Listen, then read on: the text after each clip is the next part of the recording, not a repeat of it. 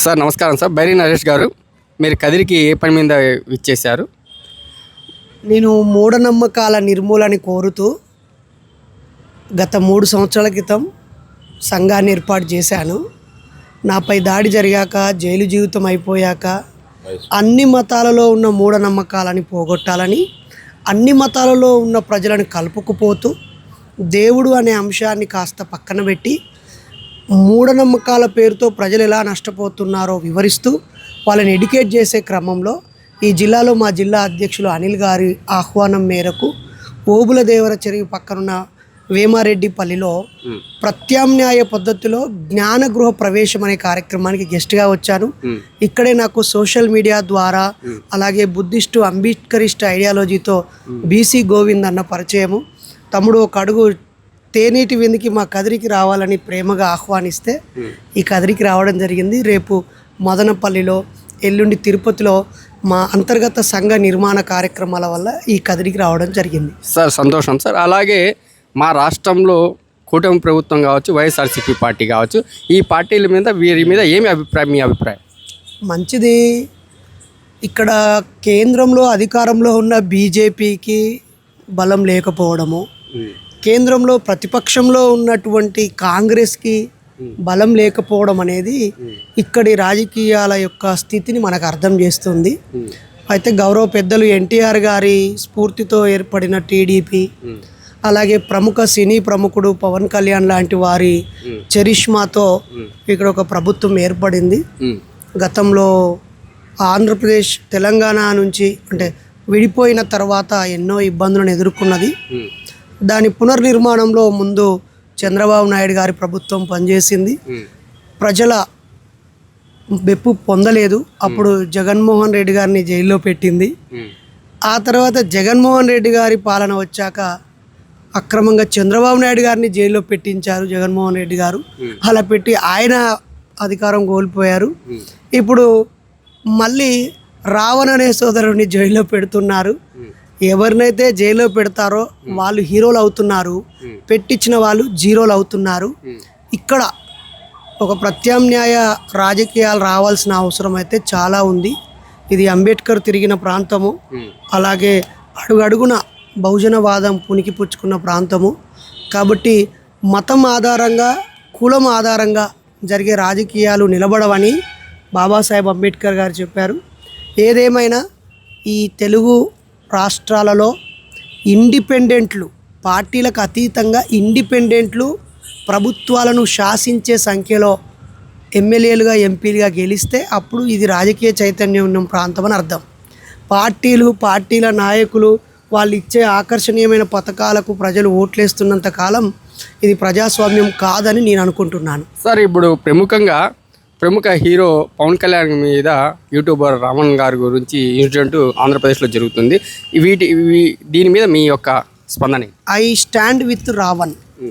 Single statement. Ravan తప్పు మాట్లాడా, ఒప్పు మాట్లాడా అనేది న్యాయస్థానాలు చూడాలి. కానీ ఇలా కక్ష సాధింపుగా బెయిల్స్ రద్దు చేస్తూ బెయిల్స్ ఇస్తున్నా కొద్దీ కేసులు మారుస్తూ, కఠినమైన సెక్షన్స్ మారుస్తూ అతనిపై చేయడం అనేది ప్రభుత్వం తన చేతగానితనాన్ని ప్రదర్శించడము. అలాగే రాజ్యాంగం మీద ప్రమాణం చేసి రాగద్వేషాలకు అతీతంగా అంతఃకరణ శుద్ధితో అని ప్రమాణం చేసిన వీళ్ళు కక్ష సాధింపుతో ఉండడం చాలా బాధాకరం. ఇది కూటమి ప్రభుత్వం చేసిన ఒక తప్పు పనిగా నేను భావిస్తున్నాను. ప్రజలు కోపం వచ్చినప్పుడు తిరుతారు, అరే ముఖ్యమంత్రిగా నువ్వు మనిషివారా అని అంటారు. కోపంలో అనే ప్రజల ఆవేదనను, దానికి గల కారణాలను అర్థం చేసుకోవాలి తప్ప అన్న వ్యక్తీకరణను చంపడము, ప్రశ్నించిన వాళ్ళని లేదా ఆలోచింపజేసిన వాళ్ళని లేదా ఒకవేళ నోరు జారిన వాళ్ళని ఇలా పగబట్టడం అనేది సిగ్గుచేటు. వెంటనే హైకోర్టు ఈ విషయంలో జోక్యం చేసుకొని సుమోటోగా తీసుకొని అతన్ని విడుదల చేయాలి. ప్రభుత్వం అతనిపై ఇంకా ఎంత కక్ష సాధింపు చేస్తే సమాజంలో ప్రశ్నించే ప్రజల గొంతు అంత బలంగా వినిపిస్తుంది. రావణ్ ఒక ధిక్కార స్వరం. ఈరోజు ఆయన ప్రశ్నిస్తే అలా చేశారు, 100 మంది పోలీసులను పెట్టి. రేపు అడుగడుగున ప్రశ్నిస్తారు, ఎంతమందిని పెడతారు? విమర్శ సరైందా కాదా, వాళ్ళు చేసిన సూచన సరైందా కాదా అని ఆలోచించాలి తప్ప మాట్లాడిన వ్యక్తి మీద కక్ష సాధింపు అనేది ప్రభుత్వానికి చెడు. సార్ అలాగే భవిష్యత్తు కార్యాచరణ అంటే మీరు తెలంగాణలో కాక ఆంధ్రప్రదేశ్లో కూడా ఏ విధంగా ముందుకు తీసుకువెళ్తున్నారు?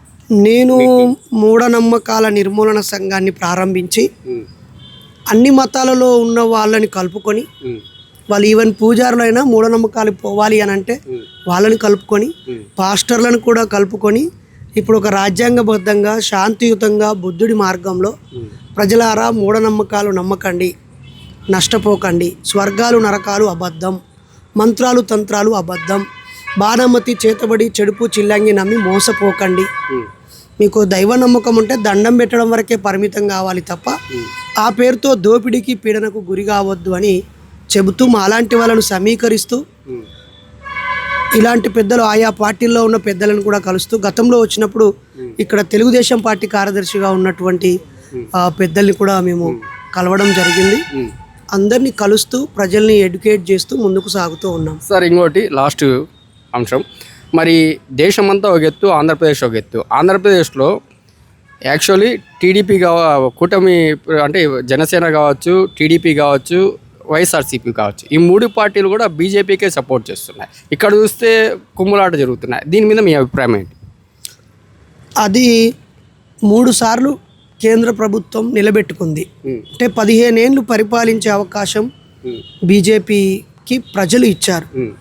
కొన్ని రాష్ట్రాల్లో తిరస్కరించారు. ఒక దేశాన్ని మార్చడానికి, సమాజాన్ని నిర్మించడానికి ఒక వ్యక్తికి లేదా ఒక పార్టీకి వరుసగా 15 సంవత్సరాలు సరిపోవా? మరి 15 సంవత్సరాలు ఇచ్చినప్పుడు ఇప్పుడు ఇంకా మతము, దేవుడు, ముస్లింలని అభద్రతా భావానికి గురి చేయడము, క్రైస్తవులను ఇబ్బంది పెట్టడము లాంటి చౌకబారు అంశాలను తీసుకొని మళ్ళీ ఎన్నికలలోకి రావడం మన దేశ దౌర్భాగ్యం. 15 ఏళ్లలో ఏ మార్పు తీసుకొచ్చారు? యువతకు ఎంత ఉద్యోగాలు ఇచ్చారు? సంపదని ఎంత క్రియేట్ చేశారు? ప్రజలను జీవితాలను ప్రభావితం చేసే నిర్ణయాత్మకమైన చర్యలు ఏం చేశారని చెప్పి వాళ్ళ ఓట్లోకి వెళ్ళాలి. కానీ ఇది అవకాశవాద రాజకీయాలని నేను భావిస్తున్నాను. ప్రజలు మార్పు వైపు వెళ్ళాలని సూచిస్తున్నాను.